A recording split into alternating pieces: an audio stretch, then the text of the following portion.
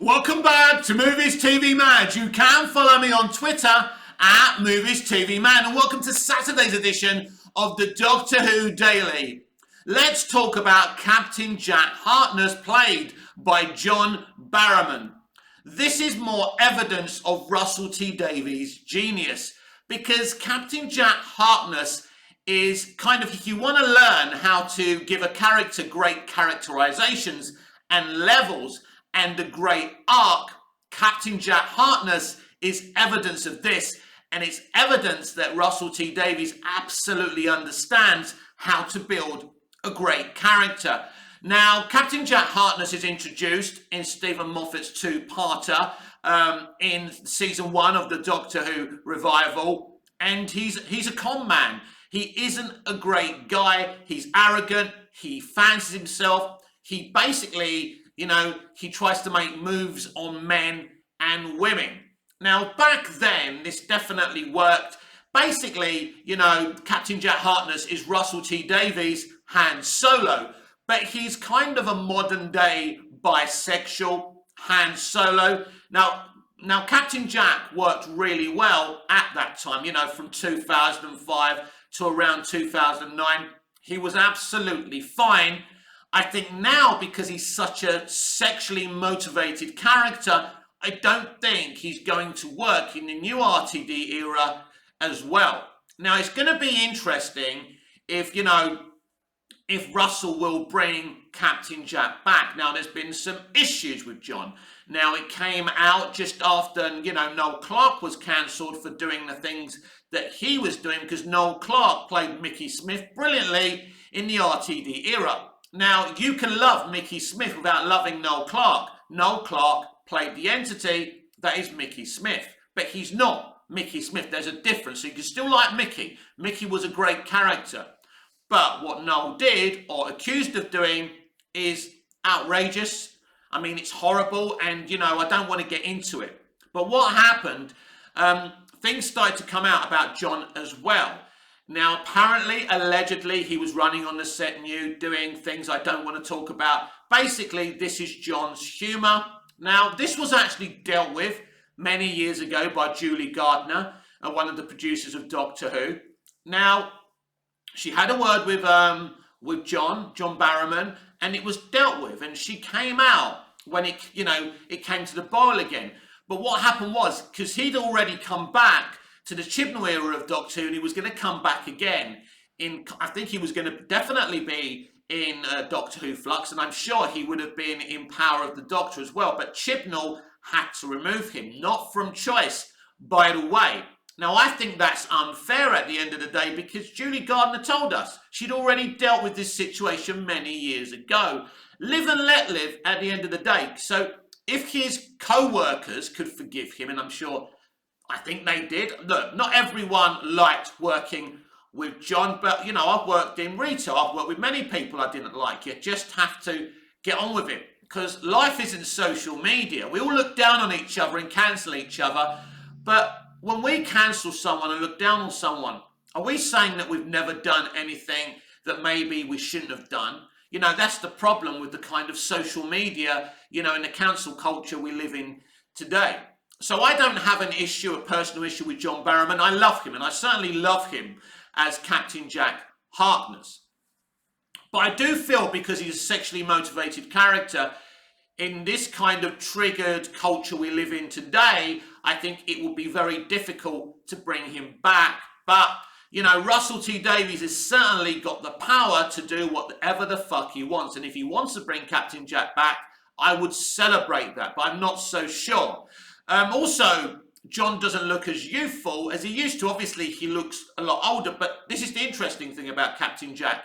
He's immortal, but he ages, because we know, it's been hinted at, that he becomes the face of Bo. I'd love to see that transition, and I know that Russell would like to continue with that storyline, but we will see. But my main point of the video today is, let's look at Captain Jack's kind of arc.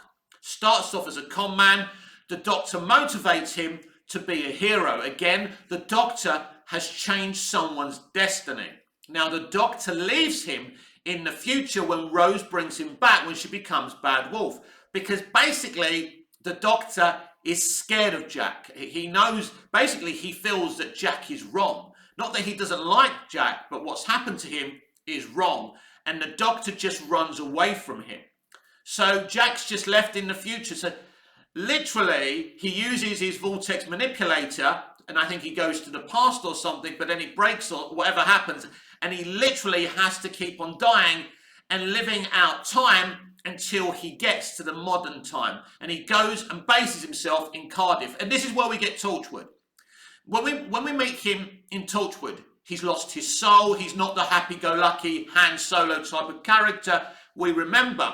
Now, this is the genius of Russell T Davies. In the Christmas Invasion, the Sycorax cut the Doctor's hand off because he's just regenerated. He grows another one. Jack finds the hand and preserves it, and basically uses the hand to locate the Doctor eventually. This is where I am in my Doctor Who rewatch right now, by the way. So what I do, because Torchwood Season 1 actually aired prior to Season 3, I watch the first Season 1 episodes, then I get into Doctor Who and alternate Doctor Who Season 3 with episodes of Torchwood Season 1. So when we get to that episode where Jack and the Doctor reunited, it kind of makes, a perfect synchrony. And again, proof of Russell T Davies' genius. So Captain Jack's arc is very interesting. You get the Torchwood series that does its own thing, but the arc of that show is Captain Jack finding the Doctor, the right type of Doctor. It's brilliant. And again, this is part of Russell T Davies' genius.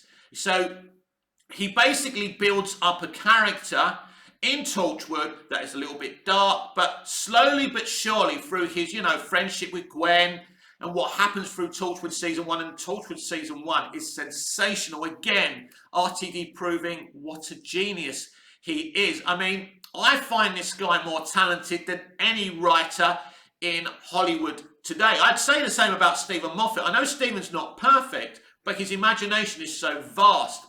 These are the type of guys we need working in entertainment today. But we live in a different culture than we did in 2005 to 2009, or even via Stephen Moffat's era of Doctor Who. So can Russell T Davies still give us vast, great imagination? I hope so, because that's what we're lacking today in the industry. So we get this character. He has a proper arc. He meets the Doctor, he has an adventure, they're fighting the Master, then he goes back to his Torchwood team, and that continues. And we see him again, obviously, in Russell's end of Season 4, and that's coming near the end of Russell's era, of course.